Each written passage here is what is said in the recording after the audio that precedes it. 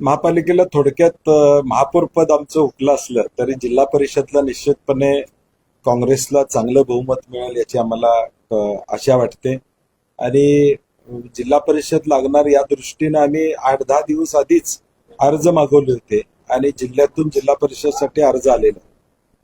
हातकणंगल्यामध्ये राजू शेट्टी असतील, काँग्रेस असेल, शिवसेना असेल किंवा राष्ट्रवादी पवार साहेबांची राष्ट्रवादी असेल, त्यांच्याबरोबर आघाडी जवळजवळ म्हणजे 100% फायनल झालेलीच आहे. फक्त सीट कुठल्या ठरवायच्या याचा अंतिम निर्णय व्हायचा.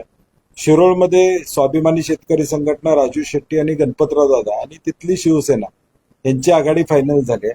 दोन्ही तालुक्यामध्ये वंचित देखील आमच्याबरोबर काही जागांवर असणार आहे. फक्त जिल्हा परिषद का पंचायत समिती अशी चर्चा चालू आहे. त्यामुळे दोन्ही तालुक्यात वंचित सुद्धा आमच्याबरोबर त्या ठिकाणी असेल. गडिंग्लजमध्ये सुद्धा विजय देवणेंनी सगळ्यांना बरोबर घेऊन तिथली चर्चा अंतिम स्वरूपात त्या ठिकाणी आणलेली आहे.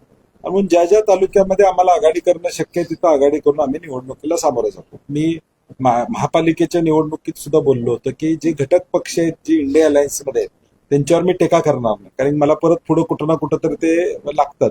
एखाद्या ठिकाणी गैरसमज होतो, बाजूला जातात, परंतु जिल्हा परिषदला कदाचित ते आमच्याबरोबर असतील. कारण की आता हातकणंगल्यात ते आमच्याबरोबर आहेतच. त्यांचाच उमेदवार एक हातकणंगल्यातून त्या चिन्हावर आम्ही उभा केले. 3 पक्ष एकत्रित लढले. त्यांना कोल्हापूरकरांनी महायुतीचा करेक्ट कार्यक्रम केला असता वेगवेगळा लढायला पाहिजे. तुमची जर एवढी ताकद होती तर तुम्ही वेगळं लढायचं होतं. भाजपचा विस्तार करायचा होता. 81 वॉर्डात भाजपचं कमळ पोचवायचा प्रयत्न करायला पाहिजे होता.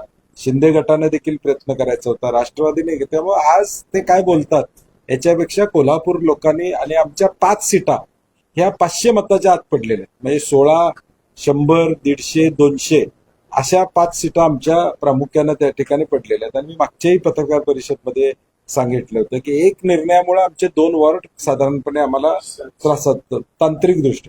त्यामुळे हा विजय त्यांचा नाही आहे. म्हणजे लोकांची इच्छा आमच्या उमेदवारांच्या बाजूने होती. त्यामुळे ठीक आहे, आता तांत्रिक विजय झालाय, त्यांनी तो साजरा करावा आणि लोकांना डबल इंजिन काय असते, खरं असते का अस्तित्वात, ते कामातून दाखवून द्यावा. म्हणून माझं काय म्हणणं होतं की मी माझा जाहीरनामा करताना अगदी विचारपूर्वक केला होता आणि माझ्याकडे प्लॅन होता 5 वर्षाचा. त्यांच्या जाहीरनाम्यात ढोबळ आहे सगळं, रस्ते करू म्हणजे नेमकं कसे करू हे सांगितलेलं आहे. म्हणजे ज्या गोष्टी या शहराला गरजेच्या आहेत त्या त्यांनी कराव्यात अशा आमच्या अपेक्षा प्रामुख्यानं त्या ठिकाणी असणार आहे. आणि आमची उद्या एकदा आमचे सगळे 35 लोक एकत्रित येऊ. आम्ही पुढच्या आता जिल्हा परिषदच्या 5 तारखेला निवडणुका झाल्या की आमचं 35 लोकांचं प्रशिक्षण या ठिकाणी होईल.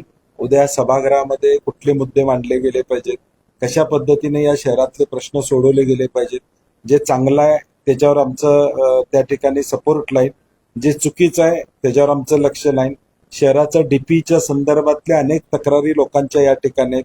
हा डीपी करत असताना चुकीचे रिझर्वेशन काढणे, चुकीचे टाकणे, ह्या गोष्टी घडताना त्या ठिकाणी दिसतेच. आणि म्हणून कारभारावर 35 आकडा मोठा आहे आमचा, तेवढं सोपं नाही. आता त्यांनी बहुमत मिळालेलं, त्यांची हिंमत असेल तर 2.5 वर्षाचाच महापौर करावा. 6 महिने 1 वर्ष पण नको. आम्ही कधी म्हटलं नव्हतं. आम्ही म्हटलं होतं की महापौर पदाची कार्यकाळ जी राहील त्या पद्धतीनं काँग्रेसची सत्ता आली तर महापौर पद त्याच कार्यकाळामध्ये राहील. आम्ही तुकडे करू वगैरे असं कधी बोललो नव्हतं. त्यामुळे आमची विनंती आहे की 2.5 वर्ष महापौर हा राहिला पाहिजे. आणि म्हणून भाजप, शिवसेना, राष्ट्रवादी कुणाला जे महापौर पद मिळेल त्याने कृपा करून शहराला एक नेतृत्व व्यवस्थित मिळावं, त्या महापौरांना देखील काम करायची संधी मिळावी. कारण की वर्षाच्या महापौर पदावर पहिले 2 महिने सत्कारात जातात, शेवटचे 2 महिने राजीनामा मागण्यात जातात, काम 8 महिने होतं त्यातले सुट्ट्या. त्यामुळे आमची विनंती आहे की 2.5 वर्षाचा पूर्ण काळ हा महापौर पदाला द्यावा आणि चांगला कारभार त्यांनी करावा. काही अपक्ष उमेदवार होते, त्यांच्यामुळे एक वॉर्डात आमच्या तोटा त्या ठिकाणी झाला. म्हणजे शिवाजी पार्कचं वॉर्ड कुठलं, किती नंबर तुमचा? 3 नंबर. 3 नंबर मध्ये त्यांनीच एक अपक्ष उभा केला होता. त्याच्यामुळे त्यांनी एक 1200-1500 मतं घेतल्यामुळे आमचा तिथं पराभव त्या ठिकाणचा. ठीक आहे, हे आता मी आरोप हे करणार नाही, बोर्ड दाखवणार नाही. त्यांनी त्यांची स्ट्रॅटेजी केली, आम्ही आमची स्ट्रॅटेजी सुद्धा काही वॉर्डामध्ये तशी केलेली आहे. मला वाटतं आज त्याची चर्चा करत, कारण मुंबईत काय घडते मला नेमकं त्या ठिकाणी माहित नाही की बाबा काय करेल, परंतु मराठी बाणा कशा पद्धतीनं दिसणार आहे याच्यावर मुंबईचं महापौरपदाचं गणित राहणार. मला वाटतं 35 जागा देणाऱ्या लोकांचा अपमान, कारण की 35 जागा बंटी पाटलांनी मिळवल्या नाहीत, जनतेनं दिलेल्या. सर, कागलमध्ये जिल्हा परिषदेला महायुती विरोधात शिंदेची शिवसेना असं चित्र आहे. आपण कागलमध्ये शिवसेनेला सोबत घेऊ शकेल का? आज त्याच्यावर बोलणं संयुक्तिक आहे, परवा दिवशी तुम्हाला कळतं. आता काय जर तरच्या गोष्टीवर जाहीर बोलता येणार नाही, बॅकडोर चर्चा जाहीर कशी करणार? आज त्याच्यावर मी बोलू शकत नाही. बॅकडोर चर्चा फ्रंटवर कशी आणणार? अजून काय 2-3 दिवस अजून वेळ, अजून गॅझेट निघायचं आहे, महापौर पदाची तारीख निघायचं आहे, महापौरचं आरक्षण निघायचं आहे, फॉर्मेशन व्हायचंय, महापौर पदाचं आरक्षण निघलं पाहिजे, त्यात काय होते त्याच्यावर सगळ्या गोष्टी घडतील. आणि मला वाटतं बऱ्याच राज्यांची भवन तिथं राज्य उभारत आहेत, सरकार त्यांना कशी मदत करते हा महत्वाचा विषय आहे. आणि म्हणून सरकारनं सगळ्यांसाठी करत असताना एका राज्यासाठी एक धोरण किंवा दुसऱ्या राज्यासाठी असं न धोरण करता ती भूमिका घेतली पाहिजे.